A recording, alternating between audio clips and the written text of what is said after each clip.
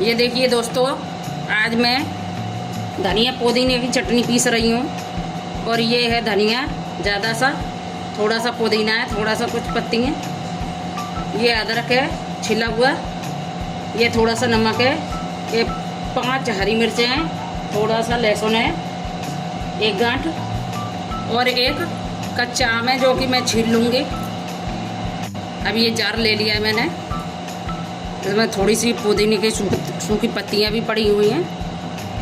अब इसमें ये हरा धनिया डाल दिया मैंने, पुदीने की पत्तियाँ डाल दी।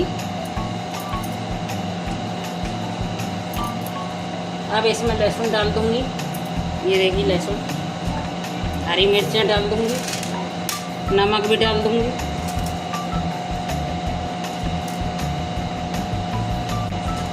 अदरक डाल दूँगी।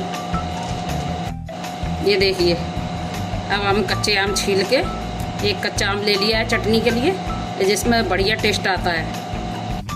अब हम कच्चे आम के छोटे छोटे टुकड़े काट के और मिक्सी जार में डाल देंगे। खट्टे आम को थोड़ा सा छोटा सा आम को अगर आप चटनी में डाल देंगे तो इससे चटनी का स्वाद दुगना हो जाता है, तो खाने में बहुत ही अच्छी लगती है। ये थोड़ा सा पानी ले लिया है मैंने और इसे थोड़ा सा डाल के हम चला लेंगे। ये देखिए,